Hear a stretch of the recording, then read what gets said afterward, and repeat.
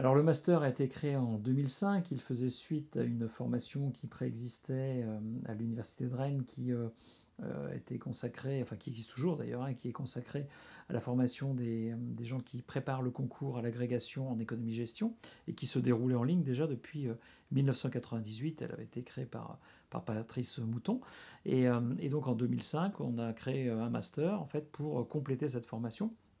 Et puis on s'est rendu compte assez rapidement, même très rapidement, qu'il y avait des demandes de personnes qui ne souhaitaient pas préparer ce concours, qui n'étaient pas forcément des enseignants de formation initiale, mais des gens issus du monde de la formation professionnelle, par exemple, qui voulaient acquérir des compétences en matière de e-learning, de mise à distance de la formation, d'utilisation du numérique dans la formation.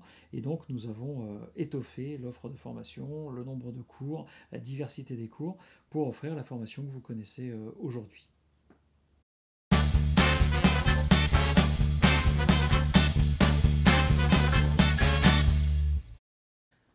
Les compétences qui sont développées dans le cadre de ce master, de cette formation, sont assez larges en fait, hein. L'objectif que nous avons poursuivi en créant ce master a été de proposer aux étudiants qui nous rejoignent d'acquérir une large gamme de compétences pour être en mesure de diriger des projets qui sont des projets de mise en ligne de contenu de formation, de mise en place de dispositifs de formation intégrant au moins une partie à distance utilisant un ordinateur comme véhicule.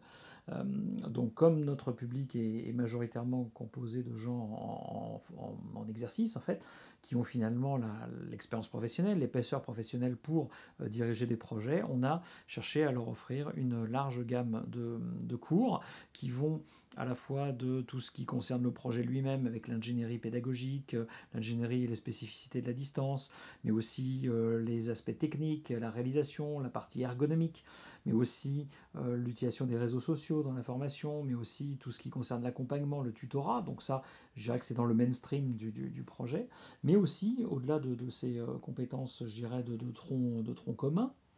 Euh, D'autres types de compétences qui peuvent paraître plus périphériques mais qui sont néanmoins essentielles lorsqu'on dirige un projet, qui sont des compétences en matière juridique par exemple, hein, tout ce qui concerne le droit d'auteur, la protection des données individuelles, mais aussi tout ce qui concerne la législation de la formation professionnelle, qui est évidemment quelque chose d'important, tout ce qui concerne aussi les aspects économiques avec la dimension budgétaire, la dimension retour sur investissement, mais aussi toutes les dimensions liées à l'économie du secteur, les nouveaux modèles économiques du e-learning, hein, et la manière dont ça modifie les business models des entreprises du secteur, puis aussi toute la partie vente en fait, hein, marketing et vente en fait de la formation et de la formation digitale, que ce soit vers des clients externes ou à l'intérieur de sa propre organisation. Donc l'objectif c'est bien d'avoir un dispositif de formation qui offre en fait un ensemble de possibilités qui couvre tous les champs que le chef de projet d'un dispositif de ce genre va être amené à rencontrer, qu'il soit amené à produire lui-même hein, les prestations ou qu'il fasse appel à des prestataires avec qui il sera en mesure de discuter.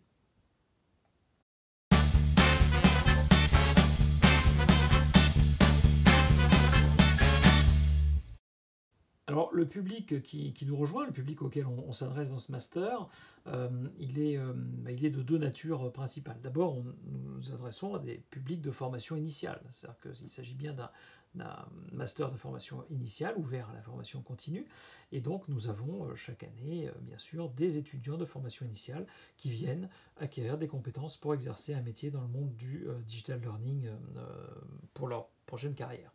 Et puis nous avons, et c'est la majorité des gens qui composent les cohortes hein, depuis la création du master, des étudiants qui sont des étudiants expérimentés, hein, issus du monde professionnel, avec en général une dizaine jusqu'à parfois 25 ou 30 ans d'expérience professionnelle, et qui décident de rajouter cette dimension digital learning à leur portefeuille de compétences personnelles. Alors là-dedans, on peut distinguer des gens qui sont en poste et qui suivent la formation en même temps en fait, qu'ils exercent leur activité professionnelle habituelle.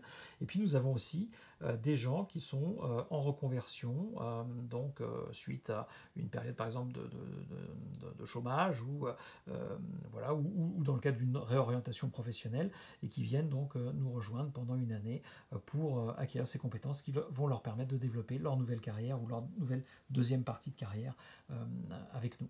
Donc une population finalement assez diversifiée, hein, des gens qui viennent du secteur public, du secteur privé, formation initiale, formation professionnelle, dans tous les secteurs d'activité, l'éducation, la santé, l'industrie, les services, avec des profils de vie, des expériences professionnelles qui font que les groupes qui sont d'environ 40 à 50 étudiants chaque année, ont une richesse, je dirais, collective qui favorise des échanges extrêmement riches entre les étudiants et sur lesquels évidemment toute l'équipe pédagogique peut s'appuyer pour les pousser encore plus loin dans l'apprentissage et le développement de leurs compétences.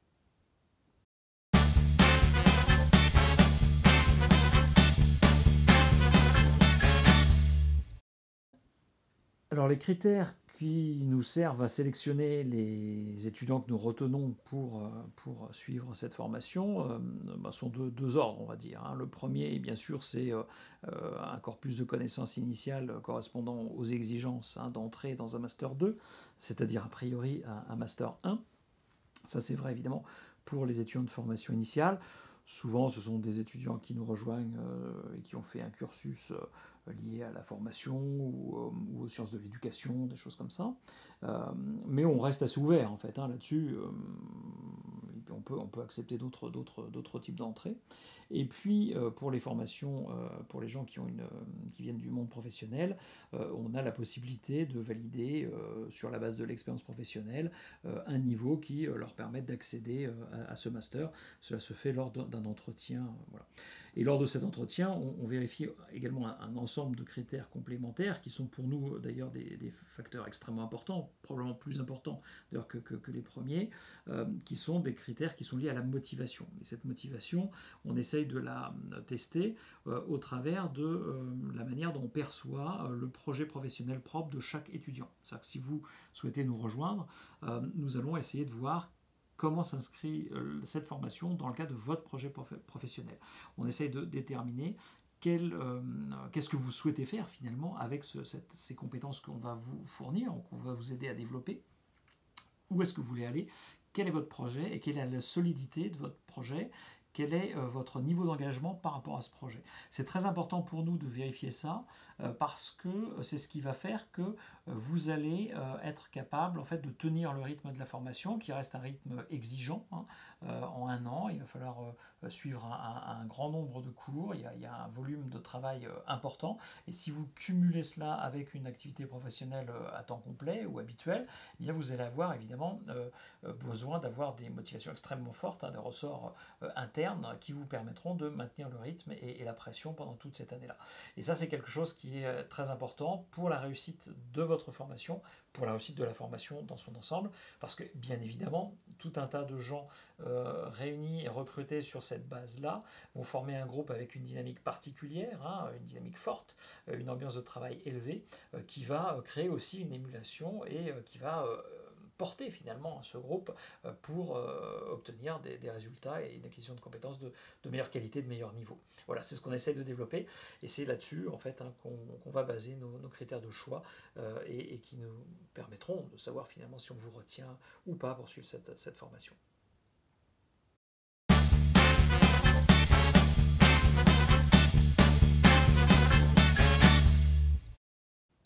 Alors la formation se déroule de la manière suivante. Donc le master en fait va s'étaler sur une année.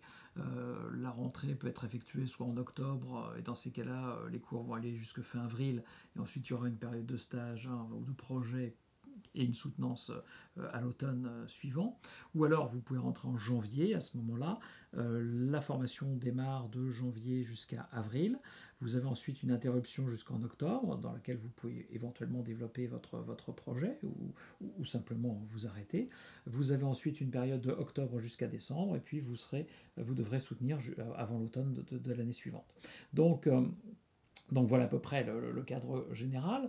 Dans cette formation, on va alterner différentes modalités pédagogiques. La première modalité, ça va être des regroupements. Pour chaque cours, il va y avoir une journée de regroupement. Ces journées sont groupées par deux. Donc il y a un regroupement par mois de 2 jours, un vendredi et un samedi.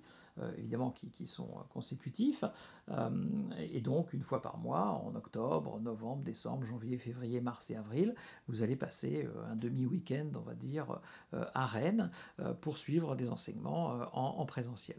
Ensuite, chaque cours comporte également des classes virtuelles, c'est-à-dire des classes que vous faites à partir de chez vous, mais en direct, via Internet. On a un outil pour cela. Il y en a à peu près une cinquantaine dans l'année à suivre, qui correspondent à grosso modo 3 classes virtuelles par cours. Il y a 16 cours en tout. Ces classes se déroulent de 21h à 23h, de manière à être compatible avec un emploi du temps professionnel, on va dire, si vous avez une activité professionnelle habituelle d'horaire de bureau, on va dire, assez classique. Et puis, en plus de ce présentiel et de ces classes virtuelles, chaque cours va comprendre un ensemble de ressources à consulter, de modules auto-formatifs, de travaux personnels à réaliser, de lectures à faire, et puis bien sûr une évaluation qui va être donc soit individuelle, pour certains cours, chaque étudiant produit une évaluation, soit collective, c'est-à-dire à partir de travaux de groupe que vous allez mener à distance avec vos collègues et qui, donc pour certaines matières, sont appropriées, notamment, je sais pas, dans les phases de conception par exemple, le fait de travailler en groupe est évidemment plus riche, et là vous expérimenterez à la fois le travail de groupe à distance et en même temps vous serez évalué sur la qualité de vos travaux. Donc voilà un petit peu comment se déroule, je dirais, la partie cours de la formation. Bien entendu, comme il s'agit d'un master, vous allez avoir un mémoire à rédiger. Ce mémoire s'appuie sur un projet que vous avez à réaliser. Ce projet correspond à un équivalent temps plein de 4 mois à 6 mois. C'est ce qu'on demande aux étudiants de formation initiale, par exemple, qui partent en stage. Ce projet, en fait, doit donc consister en la réalisation d'un projet intégrant évidemment du digital learning et à partir duquel vous allez pouvoir développer une problématique que vous allez mettre en lumière au travers de votre expérience et d'un ensemble d'apports théoriques dans le cadre d'un mémoire qui fera l'objet d'une soutenance devant un jury. Voilà. Donc c'est une formule assez classique, on va dire. Bon, bien sûr, notre formation étant un master professionnel, on ne cherche pas à ce que les gens fassent une thèse, bien entendu. Il ne s'agit pas d'un mémoire de recherche que nous demandons, il s'agit simplement de mettre en œuvre en fait concrètement des compétences acquises au sein de la formation et d'avoir le recul nécessaire aussi pour pouvoir juger de la pertinence de ces actions, avoir un regard critique sur ce que l'on a fait et être capable d'en tirer des choses un peu plus générales parce qu'on est dans un master 2 et qu'il ne s'agit évidemment pas de faire un simple rapport de stage, si vous voyez ce que je veux dire. Voilà. Donc voilà un petit peu comment se déroule la formation. Donc vous avez, quand vous nous rejoignez, vos week-ends et vos soirées assez bien occupés pendant toute une année. C'est quelque chose qu'il faut bien intégrer avant de nous rejoindre. Et donc vous passez finalement pas mal de temps avec vos collègues en synchrone entre les regroupements et les classes virtuelles. Et puis vous avez aussi toute une partie à mener de votre propre chef, à votre propre rythme, durant cette formation sur les parties asynchrones.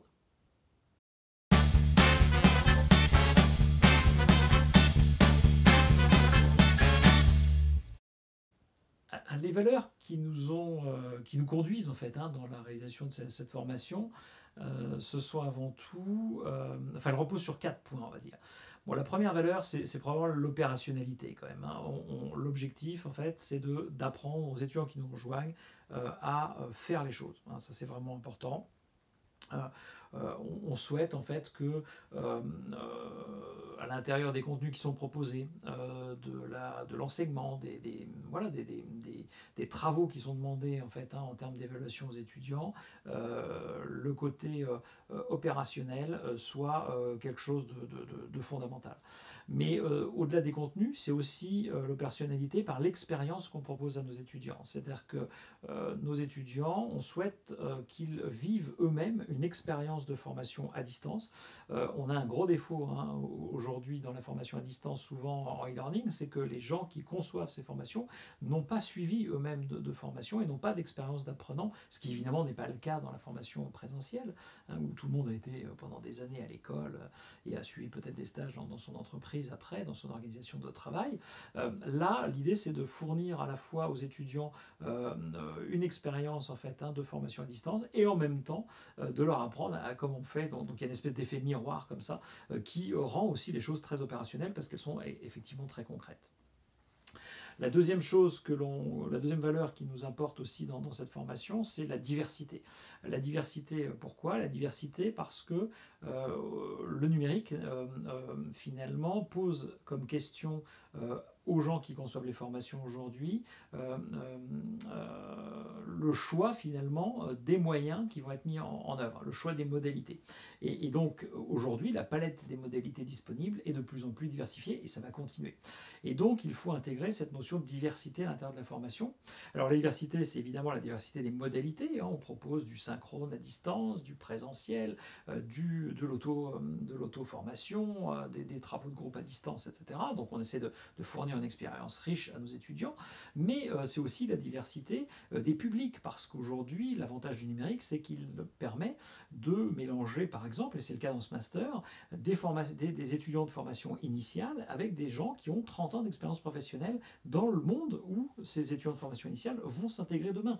Et donc l'idée, c'est de créer un maximum de connexions, d'échanges, c'est d'avoir aussi des gens qui nous rejoignent, qui viennent de secteurs extrêmement différents, secteur public, secteur privé, des gens qui sont dans la mécanique, des gens qui sont dans les assurances, des gens qui sont dans le domaine de la santé, dans n'importe quel domaine, et de voir que finalement, au travers des problématiques de formation, ces gens-là ont une expérience commune, ont des intérêts communs à collaborer, et chacun peut amener en fait une solution qu'il a expérimentée dans son entreprise, dans son secteur d'activité ou des choses traditionnelles qu'on ne connaît pas dans un autre et qui viennent enrichir le groupe. Donc la diversité, c'est vraiment quelque chose d'essentiel pour nous, parce qu'on est persuadé que c'est par là qu'on arrivera à faire progresser en fait, les systèmes de formation. Après, la troisième valeur qui nous semble vraiment importante, c'est l'adaptation. L'adaptation, ça veut dire quoi? L'adaptation, ça veut dire que on s'adresse à des gens qui sont variés, c'est très lié à la diversité que j'évoquais juste avant, et donc il va falloir, chacun va venir avec ses propres objectifs. On s'adresse à des adultes, même des gens de formation initiale aujourd'hui en Master 2, ce sont des adultes. Donc, les gens viennent avec leur propre représentation, ils viennent avec leur projet, ils savent pourquoi ils sont venus, et à ce moment-là, il faut qu'on soit capable, nous, en fait, d'adapter notre formation, à la fois en termes d'ingénierie du dispositif, mais aussi en termes de tutorat, de réactivité des enseignants par rapport aux questions qui sont posées des étudiants. Il faut qu'on soit capable d'adapter en fait notre discours pour que chacun puisse y trouver ce qu'il est venu y chercher. Alors bien sûr, on peut pas, il ne s'agit pas de faire des tas de petites formations individuelles, mais l'idée c'est de montrer qu'on peut à la fois avoir un certain niveau d'adaptation en fait, pour aller vers de l'individualisation et de la personnalisation de parcours, et puis de l'autre côté avoir aussi le souci d'une cohérence de groupe parce que la formation reste une activité sociale. Et ça c'est quelque chose qui nous tient à cœur, donc on a des gens qui nous rejoignent dont l'objectif à l'issue de la formation est de créer une entreprise. On a des gens qui nous rejoignent pour changer de travail, changer d'orientation professionnelle. On a des gens qui nous rejoignent pour rentrer dans la vie active. Donc il faut être capable de répondre à tous ces gens-là dans le respect en fait, de leur projet pour qu'ils restent motivés. Et puis enfin, la dernière valeur qui évidemment est très importante, même si elle peut paraître parfois secondaire, à mon avis elle est loin de l'être, c'est la convivialité.